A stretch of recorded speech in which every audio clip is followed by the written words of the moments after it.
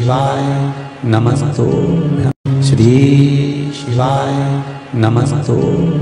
किसी व्यक्ति से कोई काम करवाना है, वो काम नहीं कर रहा, कोई फाइल आगे नहीं बढ़ रही है, कोई कार्य अटक रहा है, या फिर कहीं रुपया पैसा अटक गया हो, नहीं निकल रहा हो, तो एक जल के पात्र में जल भरकर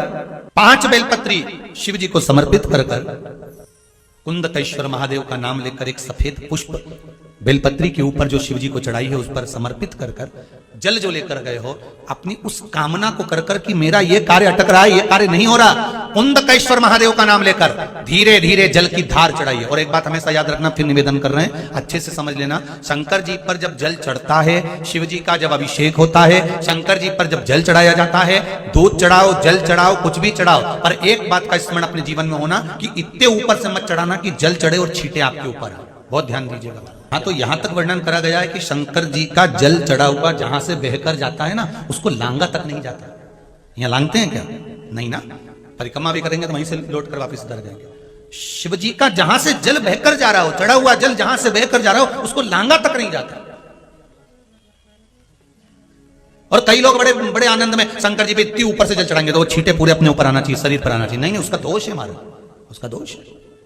आप भगवान को अगर जल चढ़ाओ, दूध चढ़ाओ, तो मान लो अगर जैसे एक सरल भाषा में समझ लो और अच्छे से कि जैसे ये शिवलिंग है शंकर जी का, ये शिवलिंग है, और आप जल चढ़ा रहे हो तो इतनी ऊपर से छोड़ोगे तो पानी का छींटा तो अपने ऊपर आएगा, पर वही जल, वही दूध, वही सामग्री आप शिवलिंग से थोड़ी सी दूरी बनाकर अगर आप समर्पित करेंगे तो बाबा उसको स्वीकार भी करता है और आनंद की अनुभूति भी होती है, कार्य में सिद्धता भी आती है, कार्य में उसकी सिद्धता भी आती है। तुम तो ऊपर से छोड़ रहे हो जिससे वो पानी तुम्हारे ऊपर ही आए, तो वो एक अलग प्रसंग है, वो एक अलग विषय।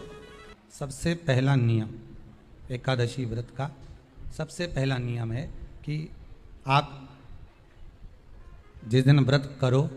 उसके एक दिन पहले भक्ति का संचार इस हृदय में कर लो,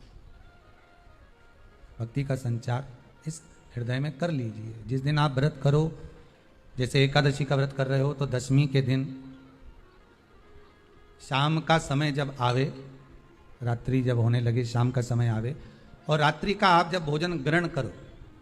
तो उस भोजन में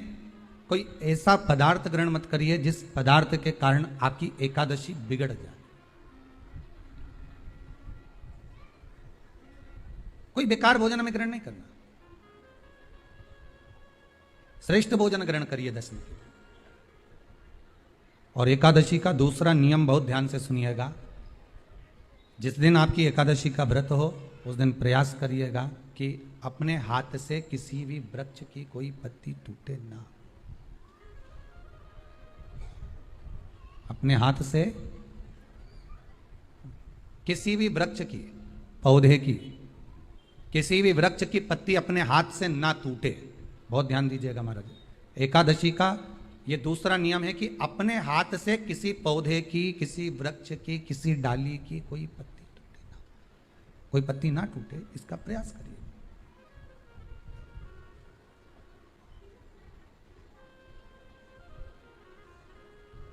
कितना सुंदर व्याख्यान कहा है, कितना सुंदर वर्णन है महाराज कि मात्र एकादशी का व्रत कर लेने पर, मात्र एकादशी का व्रत कर लेने पर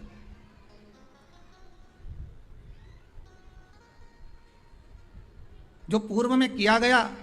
हमारा पाप कर्म है, हमने किसी जीव की हत्या करी है, हमने किसी को कष्ट प्रदान करा है, हमने किसी को अपशब्द कहा है, हमने किसी को ताने दिए, हमने किसी को आड़ा टेढ़ा कहा है, हमने किसी को गालियां दे दी है, मात्र एकादशी का व्रत ही कर लेने पर ये सारे जो दोष हैं वो समाप्त हो जाते हैं, सारे दोष हमारे समाप्ति पर आ जाते हैं।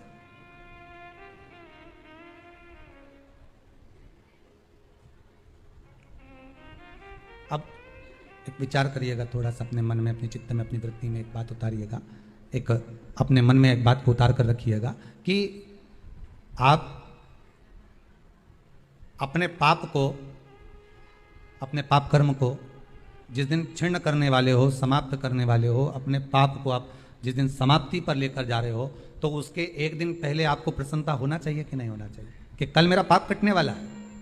कल मेरा पाप समाप्त होने वाला है। जो मैंने पाप कर्म करा है वो समाप्त होगा, जो मैंने पाप कर्म करा है वो कल समाप्त हो जाएगा। तो एक दिन पहले आपके चेहरे पर प्रसन्नता हो कि ना हो?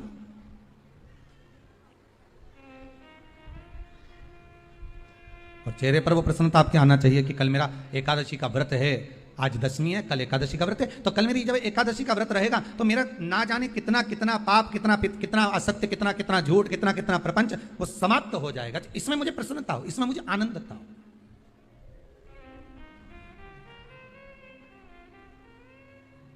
तो क्या कहा गया कि प्रयास करिएगा कि एकादशी के दिन कोई वृक्ष की, कोई डाली की, कोई कोपल की कोई पत्ती ना तोड़ी जाए। क्यों? तो कहा अगर उस पत्ती को हम तोड़ देते हैं, वृक्ष की पत्ती को या क्यारे में लगी हुई कोई डाली की पत्ती को हम तोड़ देते हैं तो एकादशी का पुण्य फल प्राप्त नहीं होता, एकादशी का कोई फल हमारे खाते में नहीं जाता, पुण्य फल प्राप्त। अब फिर भले तुम चाहे तुमने मोरदन खाया हो, चाहे तुमने फिर चिप्स खाई हो, चाहे तुमने फिर व्रत का कितना ही सामान खा गए और तुमने सोचा कि आज मेरी एकादशी है, तो फिर उसका कोई फल प्राप्त नहीं है, उसका कोई सुख प्राप्त नहीं है आपको, फिर उसका कोई आनंद प्राप्त नहीं है आपको।